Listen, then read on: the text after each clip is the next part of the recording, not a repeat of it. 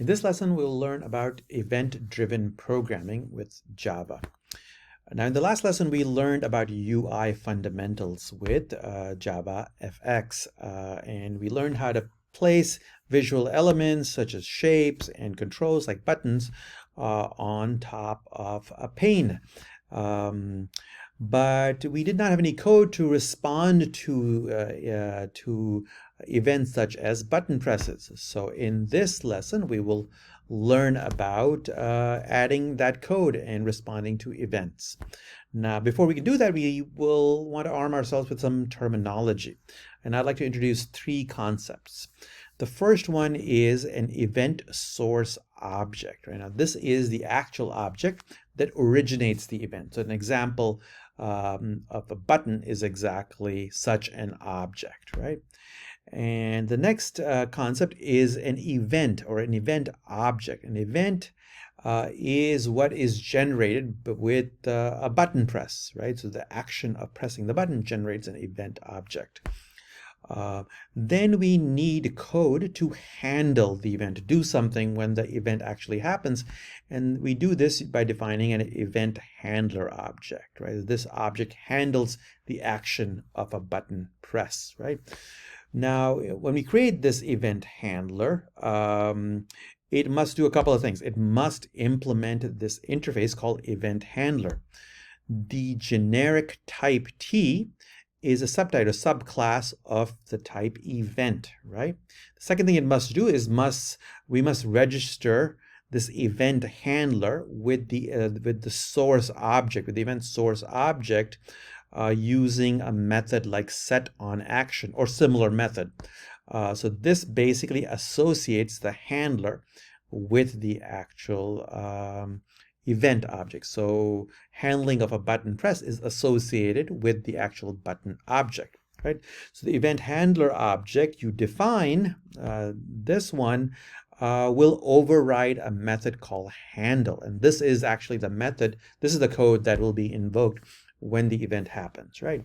So visually we can look at it like this. A button is the event source object. Clicking it fires off an action event, and this action event is the event object, and it is handled using by the event handler. So this is the event handler object.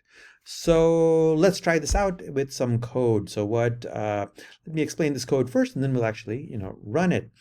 So here we are in the start method, which is where the UI program starts.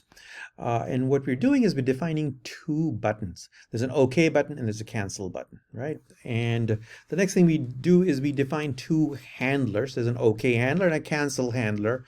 We instantiate them, and they are defined here below. The OK handler implements the event handler interface, right? An action event is the generic type, and what all it's doing is overriding the handle method, and the handle method basically prints OK back at you in the case of an OK handler, and cancel what in the case of the cancel handler, right? The next thing we do is we associate these handlers with the respective event objects. So the OK handler is associated with the OK button, using the setOnAction method, right? So now we have our event source objects, and we have our handlers. We have associated them, and now it is just a matter of placing them on the stage. So here we've defined a HBox, which, if you remember, places nodes horizontally on the pane. So we've defined a HBox here, and we have set its alignment to center, so anything you place on it is centered. We've added the OK button and the cancel button to the pane. We put the pane on the scene, and then the scene is associated with the stage, which called show. And what you should see is something like this with two buttons. But now if you press the button, you should see messages in the console from the handlers, right? So let's actually try this out. We will copy the code, right, and fire up IntelliJ, and we'll paste the code in here and run it. So what we should see is a window with two buttons, which is the OK button and the cancel button. And if we press the OK button, we should see OK back at you here. If we press the cancel button, we should see cancel what, right? And they should respond to those events. Okay, so let's stop that and go back to our lesson. Right. In GUI programming, the program interacts obviously with a user. The user is pressing various things. The events of interacting with the GUI, they control the execution, right? So it is not a sequential set of things. It is how the user's interacting. This is known as event-driven programming. And events are triggered by external actions, right? Not things happening in the program, but how the user's interacting. So mouse clicks and such, right? So let's look at what are these event objects. Right? So this is the UML diagram for events, and you'll notice that the root class for all events is event object, right? And then within JavaFX, the root class of all JavaFX events is this event class, right? So event object contains properties, all the properties relevant to the event. So here's a table of user actions and related events that are fired. And this is very interesting. So if you click a button, you know, the source object is a button, and we've seen that this is an action event, and you registered using onAction. Now there are other types of things you can do. If a mouse press, you know, mouse press on any kind of UI element generates a mouse event, and you register it with a set on a mouse pressed event. There are other things such as mouse clicked and mouse moved or mouse dragged. So there are all sorts of things that you can detect. You can all detect key presses, right? A key is pressed, a key is released. So there are a variety of things you can trap and act on, right? Now it is also possible for a source object such as a button to fire several events.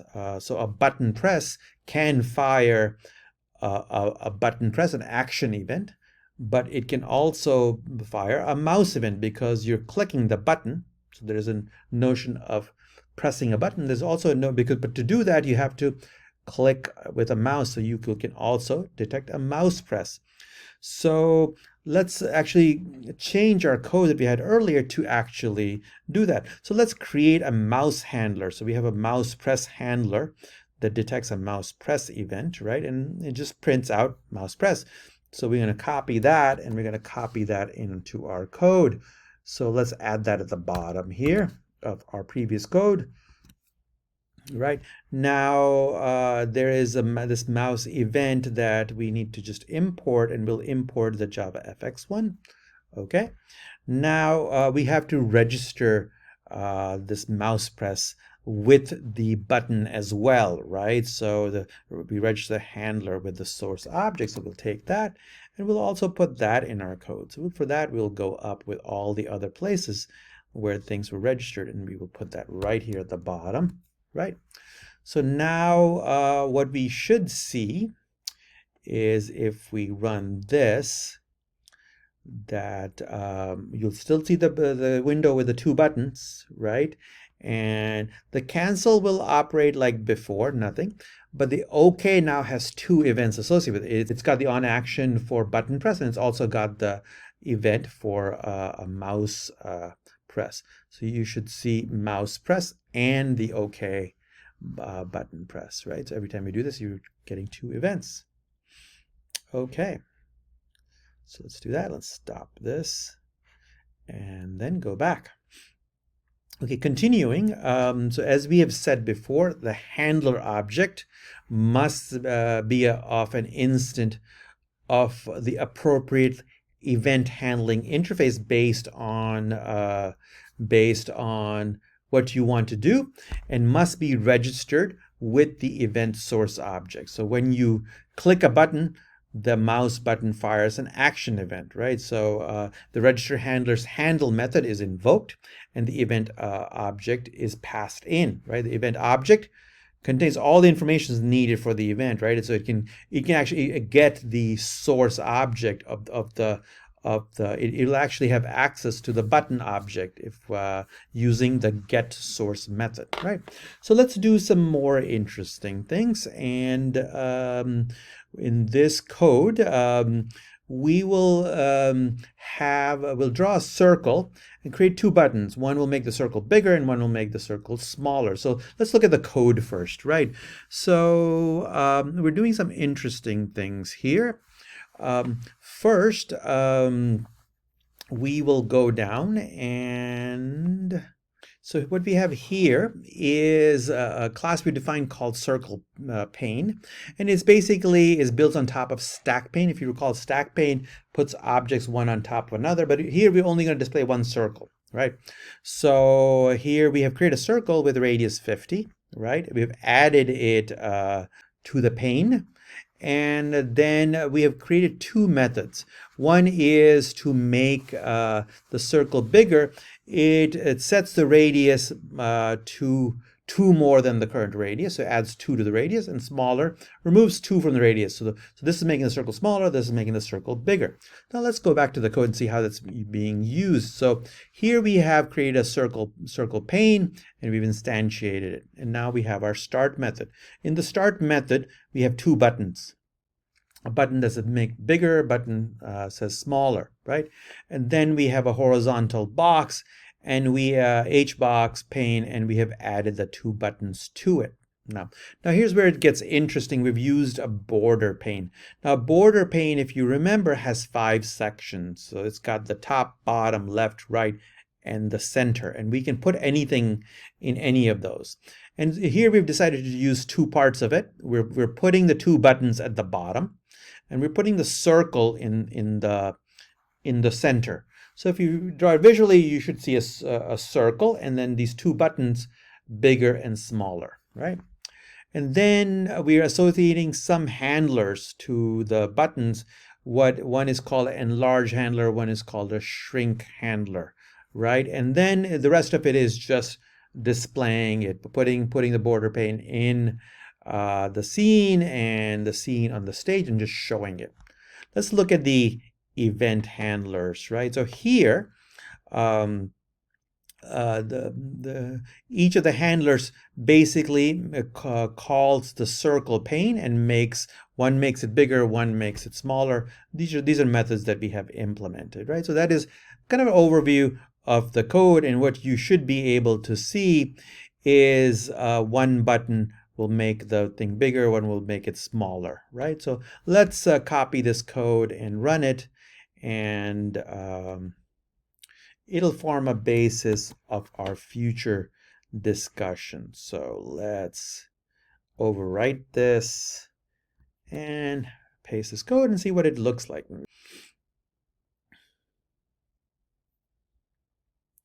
Okay, so here's what we have. We have a stage. This is actually a border pane.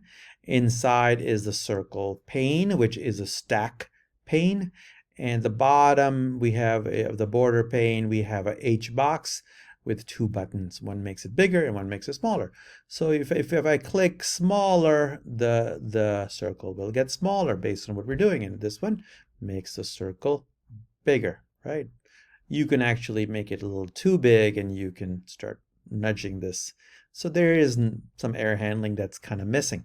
Okay, so let's stop this code and let's go back to our lesson, right?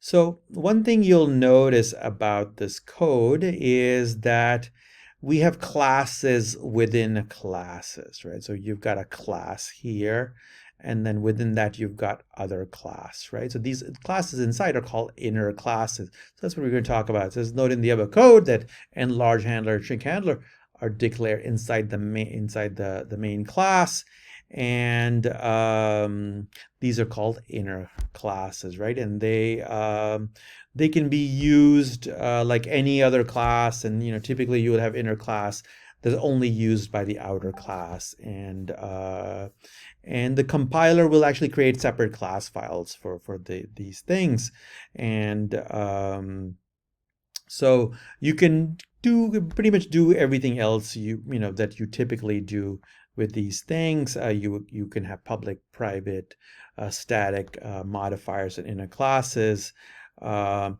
And this can also sometimes help by avoiding name conflicts. So there's already a class with a similar name outside. If you put it inside, you can avoid having a name conflict. Now, but it is a little bit of an overhead to kind of define this. So sometimes we can just instantiate them without really defining them. So you will notice that that in the following code we have take a little bit of a shortcut, and this is exactly the same code, but instead of defining those handlers explicitly like we had here in large handler and chink handler, we just go ahead and kind of give the definition right here, and I'll show you what that looks like. We go further down, we haven't defined it, but right here we call new, and then we just put the definition right here, right? And when you do that, this is called an anonymous class because it doesn't have a name. We've done it for both. Okay, so you can do this by you can use this, except there are a few restrictions. The format will look like new and your name of the class. And then just the body is any override or implement methods in the body, right? So here you must always use the class as is. It cannot have extends or implements clauses, right? You must implement all the abstract methods in it. So it must represent a concrete class.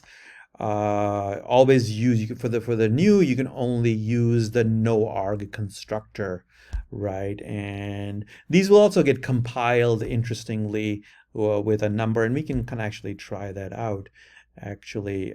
So let's go and actually copy it and run it and see what this looks like. So this makes the code a little bit smaller because we're not going and writing the definition. We've done that. I think everything should be fine, and this will work pretty much the same way. There's nothing different about it. You will you can still use this the same way. Now the one thing you will see is, let's look at what kind of code this produces. So we can open up our terminal and see what let's just make sure where we are. So you will notice here that it produces this $1 and $2, and those are the anonymous classes because you no longer have a name now. So that's how the classes get numbered for those handler classes. Okay, interesting fact. Okay, now you can go further and you can make it even shorter by using something called Lambda expressions. The Lambda expressions are of this format. They have a set of parameters that are coming in and they result in some expression, or a set of parameters coming in and you get a set of statements, a block that you would execute, right? You typically give the data types, but data types can sometimes be implicitly inferred, so you don't have to give a data type. So this is especially useful for event handling, and you can sometimes specify your event handler like this. If this is your event, based on the type, the compiler or the runtime system will be able to deduce the type, and so you may not have to provide it, right? So a compiler, if it sees a format like this, it will treat the Lambda expression as an anonymous inner class and will deduce the event handling type, right? Let's actually look at what this would mean in code. So our code gets further simplified instead of the anonymous classes, we can just say, hey, there's action event, and in this case, you should do this. Now, typically this would be in the handle method, but since that is the only method that's there, it does deduce that if it's an event handler type, it will be able to deduce the type of the variable, and it'll be able to deduce that, hey, the statements in the body are the body of handle, and that's why you were able to do something like this. It makes it really, really short. So we can paste this just to show you that, hey, this is exactly the same thing. So this makes our code so much shorter, right? So let's go to the bottom and we'll cut everything except the package. We'll paste it, and you'll notice it'll still run exactly the same way. And then we can, bigger and smaller, and we can actually look at see what's here. So sometimes you have to, and here in this case, it did not produce any extra class objects for the Lambda expressions. Okay, so the last thing I would want to talk about are timer objects. Now this is similar to, this is also event-driven programming, except now the events are not coming from your mouse clicks or things that you're interacting. Now the events are timer events, so based on the clock, right? So here we will use two objects, a timer object and a timer task. And these are to be found in Java util, right? And they're used to schedule things to happen in the background. So first thing you do is you define a timer task class, and you define what should happen when the timer has fired, and you do this by defining this method called run. And then to initiate the timer, you define a timer class and you call schedule. So let's look at some real code. So here I've defined my task. My task is run. All it does, it prints timer fired, right? And then in my main program, I am instantiating my task, defining a timer, and scheduling the timer. The above thing is in milliseconds. So the first one fires after a second. The first time it'll be fired after a second, and then it'll fire every 5 seconds and should print timer fired. So let's try this out. This should be another kind of event-driven programming. So let's take this, let's get rid of all of this stuff, and let's go ahead and run this and see what happens.